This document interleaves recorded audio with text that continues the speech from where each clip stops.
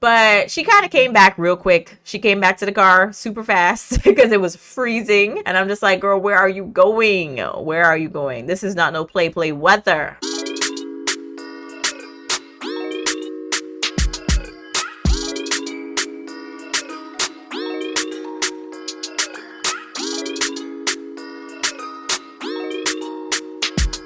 What is up, you guys? Welcome back to the channel. It's your girl JD here, back with another video, and today we have a 90 Day Fiancé recap for season 10. This is not any of their spin-offs, it's just 90 Day Fiancé, so pretty much the main show that started everything. So if you guys like to check out my other recap, I'll link that in the corner here for you guys. Now we're gonna start off this video with Gino and Jasmine. So Jasmine, in the next couple of episodes, she meets with Gino's family and she pretty much says that she feels like a pig going to the slaughter, and I'm like, yeah, kinda. Okay, I think that's how everybody feels before they meet someone else's family or significant other's family, more specifically. So they ask her a lot of questions, like a hell of a lot of questions, about how she's going to contribute financially to the household, but she can't work for quite some time. And I think that's what a lot of people are forgetting, is that not only was she first of all fired from her job in Panama because of Gino and couldn't really make anything, that is what she had to deal with leading up to coming to the US. So she had no income coming into this whole situation. She had to still rely on Gino. Now she definitely has to rely on Gino because she can't work until she gets her green card, and that doesn't happen until they get married. So yeah, it's a lot that I think a lot of people don't understand that goes into these things. So on the way home in the car, Jasmine finds some lip gloss or some type of lip product under her chair in the car. She kind of loses it. Gino even had to let her out of the car because she started crying and accusing him of cheating on her. But she kind of came back real quick. She came back to the car super fast because it was freezing. And I'm just like, girl, where are you going? Where are you going? This is not no play weather. So they continue to argue in the car. She's still crying. Jasmine later finds out that Gino had a bachelor party that he didn't tell her about. She finds that out after going to some type of spa or something with one of Gino's brother's wives,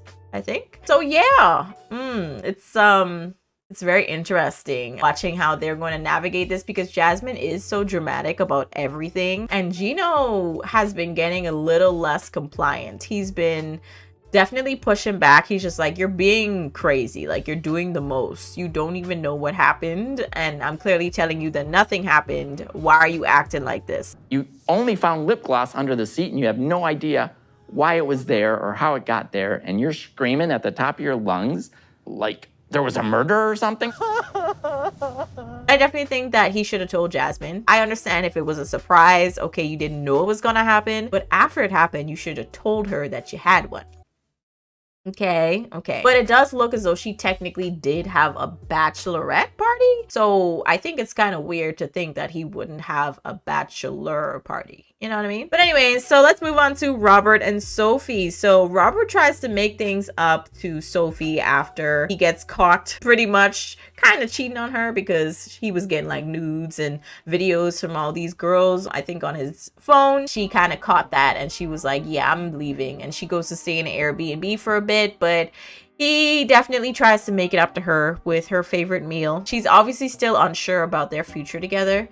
But Robert, Sophie, and his friends, they go out bowling, and one of them asks her about her looking through Robert's phone and how that's so uncool. But what he didn't tell his friends was that he was using his phone to message women and also to get nude photos and videos from these women. So the friends definitely took Sophie's side, which I was surprised. And Robert felt kind of ganged up on in that moment because obviously his friends and Sophie are now looking at him as the bad guy. Sophie finally reveals to Robert in a private conversation that she is bisexual, and Robert is really worried about what that kind of really means for their relationship. Like, are you trying to explore being with a woman right now? Are we still trying to get married? Are you still interested in me? Like, what's happening? So I can understand why he is definitely in a very confused state right now, because it's just like, well, what does that mean? Are you going to act on these feelings now? Like, what's happening? You know, that's definitely something that they're going to need to figure out ASAP. Now, Manuel and Ashley and Manuel are now trying to compromise when it comes to how they spend money or specific spending habits that Ashley has, because she's going to be the one providing until Manuel can get his green card and start working. So Manuel is actually used to giving his, or at least a portion of his money, to his family to make sure that they're good. And now that he has to kind of rely on Ashley to do that because he can't technically work yet, it's getting really awkward. So Ashley and Manuel, they go to have a little bit of a dinner or sit down something with Ashley's friends, and it comes up this whole money situation that he has to like send money back to his family, and now Ashley has to do that, and it's really awkward. I'm trying to figure out why they're having this conversation in front of her friends. Are they involved at all? It's a couple situation, you know what I mean? It's something that I think Ashley should have known about, unless Manuel didn't really express to her the extent of what he would have to do for his family before he got there. But I think that she should have kind of known a little bit. But either way,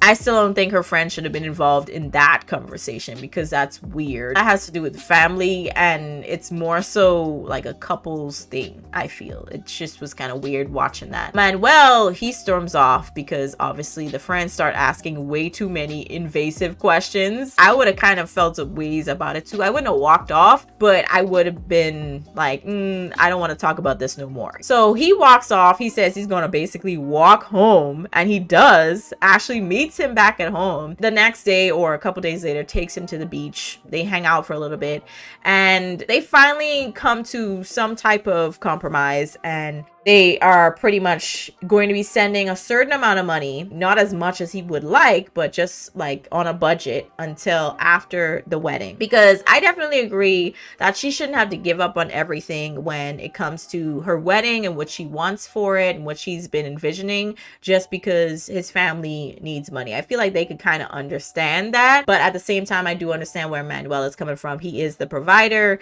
and I think that's a lot of pressure considering he's the primary breadwinner in this situation. So yeah, I think that's something that they're definitely going to have to figure out really quickly, not even eventually, like really quickly, like right after the wedding. Now let's move on to Nick and Devin. Nick officially proposes to Devin. Apparently when she had filed for the K1 visa, they didn't really do anything romantic. It was just kind of like a one and done type of thing. So now he finally gets to propose to Devin in Korea, I believe, and they are dressed up in the traditional Korean clothes, and it's really cute. I like how he did it. Now Devin, he meets Nick's parents. His parents are in Korea, and Nick's parents were actually really nice and welcoming. In that last video, there was a clip that I had saw of Devin crying, but it was actually just because she was feeling a little overwhelmed about not being able to speak much Korean with them, or really any at all. I don't think she spoke even one word, but his parents liked her anyway, and they fly together to Arkansas to meet Devin's family. And Nick feels a little awkward because, you know, he's kind of not really seeing that many Asians around him, and he's just like, well, okay, I don't really know how this is going to work. I feel kind of alone. I do think he is going to need to try his best to really talk to people. I know that could be really hard, obviously, if you don't have people around you that understand what you're going through. You're not only in another country, but you don't have people around you that like necessarily look like you. I can understand how that could definitely be a culture shock and a lot to deal with. So yeah, I am trying to figure out how he's going to deal with that, but I think he's going to definitely need to talk to someone. So he's actually going to be living with Devin's whole family, siblings included, and parents. And obviously it's going to be a lot when it comes to getting or having privacy, because they're always going to be there until you move out. So it's a little bit of an awkward family meetup. Nick actually was asked by one of Devin's family members what he thinks or what Koreans think about Americans or America. And he says greasy foods and fat people or something like that. And I'm just like, okay. And then he turns to Devin and says, that's why you're so much of a piggy. And then he's like touching her stomach, and all his family is just looking at him like, What? So Devin's parents are really not feeling that. You could definitely tell that Devin is really uncomfortable as well, but she doesn't really want to say. And yeah, I was uncomfortable watching that as well. I understand. Obviously, he comes from Korea, totally different country. Certain words don't really have the same weight to them. Maybe it's different culturally speaking, but I know if you call someone a piggy over here, you calling them fat, and it's kind of like a diss, and it's not really like a, you know, a pet name or something sweet or nice. It's like you're bashing them, you know what I mean? It's kind of rude. I don't know if it's just different for him in Korea, but yeah, it's just something that they're gonna have to figure out. I feel like Devin probably told him already several times that she doesn't really like that, and he keeps saying it, so that's interesting. Now, Justin and Nikki. So Nikki finally meets up with Justin's or Igor's parents. So Justin made a big deal about her dressing more conservatively to go meet them. So that was an issue, but they worked that out. And his parents, he actually told them that she was trans. And they seem pretty accepting of her being trans as well, and also them dating and getting married.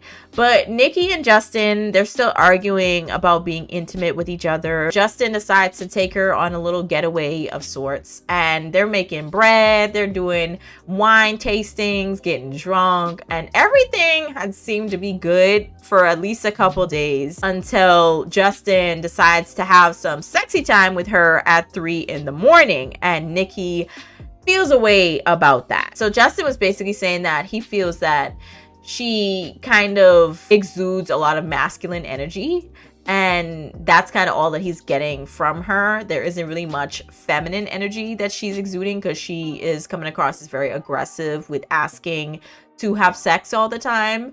And I'm just like, I mean, I could understand where she's coming from though, Justin or Igor, I don't know. But let's just call him Justin so I don't get confused. But yeah, Justin, I really understand where she's coming from. However, I can understand how it could seem really bothersome if someone keeps kind of coming at you like, you know, like, well, when are you gonna do this? When are you gonna do that? I can see how that could get annoying, you know? I thought that was a very interesting way to say it, but yeah, it's the delivery was interesting. But we find out that Justin was also not really being faithful to Nikki while she was filing the K1 visa for him to come back over to the US with her. I said to you after the ring, I'm clear. Okay? So I applied for the K1 visa in June, and you were ready, bitches. And now she's debating leaving again. She was debating leaving before, but now it's like, oh wow, okay, this is serious the entire time, really? So yeah, they're gonna have to work that out. Clayton and Annalie. So Annalie arrives in Kentucky to stay with Clayton and his mom, and she's not that enthused about the state of the house because obviously Clayton's mom, you could tell, is a little bit of a hoarder. But Clayton's sister actually puts Annalie on the spot about not posting Clayton on her social media and not telling her dad about him at all as well. Now, it just seems like she's just keeping him as a secret and kind of using him for a green card, according to his sister. And she even says that. And yeah, it's definitely a lot considering this is the first time you're meeting this girl, you know what I mean? So it's a little rude, but eventually she invites them out to go pick apples together, I think, and she pretty much just apologizes. So Clayton, he's also very sexually frustrated.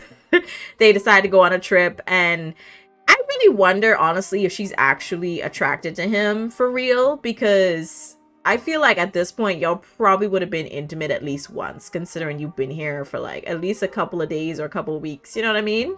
So I don't know if she's like actually attracted to him or if she might be using him a little bit, you know? But y'all let me know how y'all feel. Now, Sam and Citra, we finally hear a little bit about them. This is the first episode that they're in, so I still kind of know very little, but I know a little bit more now. So we find out that they meet each other on an app. We also see that Sam used to have a drug problem, but Citra was very accepting of him and all of that history. So he ended up proposing to her. I think this was in Indonesia. I think he went to visit her, but it was without a ring. I don't know. Okay. And I'm just like, okay. But I am kind of worried about how much he's going to be making and if he can support both of them. Because obviously, like we know, in terms of the visa situation, she can't work for some time. Basically, he's going to have to do all the heavy lifting. He works at a container port, and I'm not really sure how much that makes. So I'm a little worried. She's supposed to be coming to the US for them to get married, and her father is coming also so that they don't actually get intimate before marriage, because she's actually Muslim and she's very committed to her faith. Her dad is coming over to make sure that they don't sin, is what she says. So she also wants Sam to convert to Islam, and she sees that as very important to her, but he's actually an atheist. So I'm not really sure how that's going to work, okay? I see that as a major problem. Whenever you have a religion issue, that's pretty hard to work through. I'm just going to be honest there. But y'all let me know your thoughts on this recap down below. I'll catch you guys in the next one. Peace.